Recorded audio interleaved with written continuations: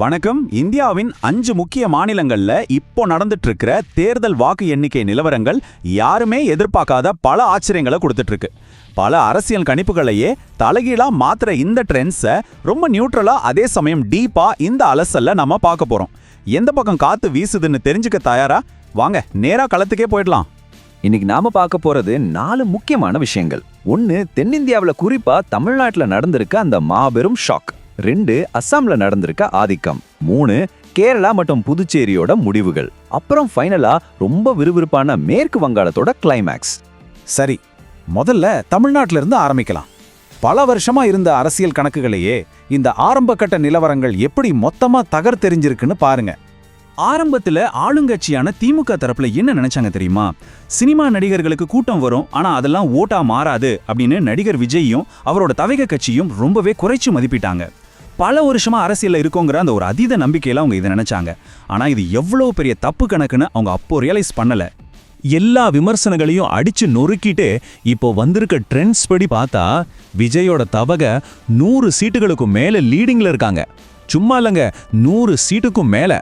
அரை நூற்றாண்டுக்கும் மேல 2 பெரும் திராவிட கட்சிகள் மட்டுமே ஆதிக்கம் செலுத்தின ஒரு மாநிலத்துல ஒரு புது கட்சி தன்னோட முதல் தேர்தலே இந்த அளவுக்கு ஒரு தாக்கத்தை ஏற்படுத்துறது இந்திய அரசியல் வரலாற்றிலேயே ஒரு மிகப்பெரிய கேம் சேஞ்சர் தான் சொல்லணும்.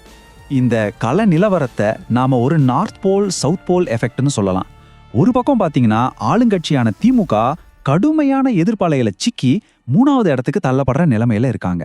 ஆனா இன்னொரு பக்கம் தவாகா எந்த ஒரு பழைய அரசியல் பேக்கேஜும் இல்லாம ஒரு ராக்கெட் மாதிரி புது வேகத்துல சீரிப்பாயிடுச்சு. இப்போ இந்த எண்களை பாருங்க, மாற்றம் எவ்வளோ தெளிவா தெரியுதுன்னு. தவேக ஸ்ட்ராங்கான லீடிங்ல இருக்காங்க. ஆனா பிரதான எதிர்க்கட்சியான அதிமுக எந்த சேதாரமும் இல்லாம அவங்களோட 80க்கும் மேற்பட்ட சீட்டுகளை அப்படியே தக்க வச்சிருக்காங்க. ஆனா திமுக யாருமே எதிர்பார்க்காத வகையில ரொம்பவே பின்தங்கி ஒட்டுமொத்த அரசியல் நோக்கர்களையுமே ஆச்சரியத்துல ஆழ்த்தியிருக்காங்க.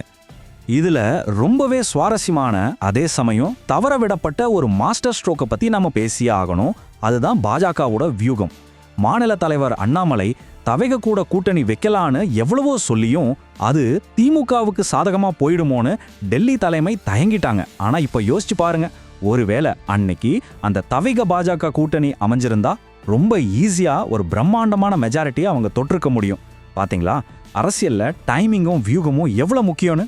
சரி, அப்படியே நார்த் ஈஸ்ட் பக்கம், அதாவது அஸ்ஸாம் பக்கம் போவோம். இங்கே தமிழ்நாட்டில் நடந்த மாதிரி எந்த ஷாக்கும் இல்லை, ஆனால் ரொம்ப தெளிவான ஒரு ஆதிக்கம் இருக்கு. முதலமைச்சர் ஹிமந்தா பிஸ்வா சர்மா தலைமையில பாஜக அஸ்ஸாம்ல ஒரு பிரம்மாண்டமான வெற்றியை நோக்கி போயிட்டு இருக்காங்க. இதுல நோட் பண்ண வேண்டிய விஷயம் என்னன்னா, அவங்க வழக்கமா ஜெயிக்கிற இடங்களை தாண்டி சிறுபான்மையினர் அதிகமா இருக்கிற பகுதிகளையும் தங்களுக்கு சாதகமா மாத்திருக்காங்க. இது அவங்களோட பேஸ் எவ்வளோ ஸ்ட்ராங்கா மாறி இருக்குன்னு காட்டுது. அப்போ எதிர்க்கட்சியான காங்கிரஸ் எங்க சறுக்குனாங்க? ரொம்ப சிம்பிள், களத்துல என்ன நடக்குதுன்னு அவங்க ஆழமா ஸ்டடி பண்ணல. தருண் கோகோயிட்டு இருந்த அந்த பழைய செல்வாக்கையும் ஒரே ஒரு குறிப்பிட்ட சமுதாயத்தோட வாக்குகளையும் மட்டுமே அவங்க ரொம்ப நம்பிட்டாங்க. இதோட ரிசல்ட் என்ன ஆச்சு? ஒட்டுமொத்தமா மற்ற சமூக வாக்குகள், குறிப்பா இந்து வாக்குகள் எல்லாமே ஒட்டுமொத்தமா பாஜகவுக்கு சாதகமா ஒருங்கிணைக்கப்பட்டுடுச்சு. அடுத்து மறுபடி தென்னிந்தியாவுக்கே வருவோம். கேரளா, அப்புறம் பக்கத்திலே இருக்கிற புதுச்சேரி. இந்த 2 இடத்துலையும் கிடைச்சிருக்க முடிவுகள் ஒன்றுக்கு ஒன்று ரொம்ப முரண்பட்டதா இருக்கு. இந்த டேபிள பாருங்க, கேரளா திரும்பவும் தன்னோட பழைய வரலாற்றுக்கே திரும்பிடுச்சுன்னு தான் சொல்லணும். தொடர்ந்து 10 வருஷம் ஆட்சியில் இருந்த எல்டிஎஃப் இப்போ ரெட்டை ஆளுங்கட்சி எதிர்ப்பு அலையில சிக்கி கெரிய அடி வாங்கியிருக்காங்க. மக்கள் ரொம்ப தெளிவா ஒரு மாற்றத்தை விரும்பி யூடிஎஃப் கூட்டணிக்கு மெஜாரிட்டி கொடுத்துருக்காங்க. பாஜகவை பொறுத்த வரைக்கும் அவங்க இன்னும் அந்த 1-2 சீட்டுங்கிற பேரியரை உடைக்கவே ரொம்ப கஷ்டப்படுறாங்க. ஆனா அப்படியே தமிழ்நாட்டுக்குள்ளேயே இருக்கிற புதுச்சேரியை கொஞ்சம் பாருங்களேன். தமிழ்நாட்டுல இவ்ளோ பெரிய அரசியல் பூகம்பமே நடந்திருக்கு. ஆனா அதுக்கு பக்கத்திலே இருக்கிற புதுச்சேரியில என்டிஏ கூட்டணி எந்த ஒரு சலனமும் இல்லாம ரொம்ப ஆச்சரியமான வகையில திரும்பவும் ஆட்சியை பிடிச்சிருக்காங்க. ஒரு மாநிலத்தோட எஃபெக்டை எப்படி பக்கத்து மாநிலத்தை பாதிக்காம இருக்கலாங்கிறதுக்கு இது ஒரு நேரடி சாட்சி இல்ல.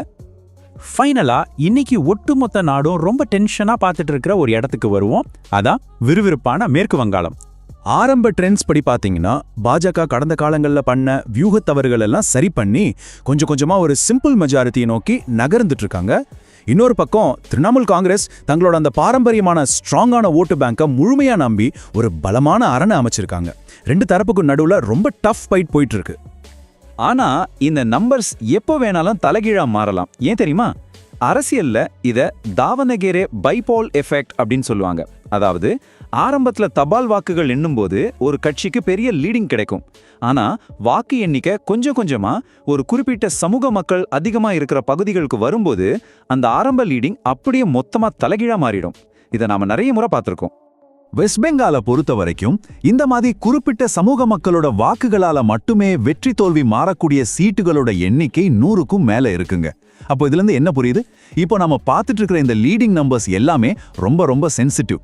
எந்த நிமிஷத்துல வேணாலும் உடையலாம். இதை வச்சு நாம எந்த ஒரு இறுதி முடிவுக்கும் வந்துட முடியாது. சோ இதான் நிதர்சனமான உண்மை. நாம ஃபைனல் ரவுண்ட்ஸ் நெருங்க பிஜேபிக்கும் திரிணாமுல் காங்கிரஸ்க்கும் நடுவுல ஒரு சரியான போட்டோ ஃபினிஷ் ரேஸ் இருக்க போகுது. ஒவ்வொரு ரவுண்ட்லயும் லீடிங் மாற ஒரு த்ரில்லர் திரைப்பட கிளைமேக்ஸ் மாதிரி இது அமைய போகுது.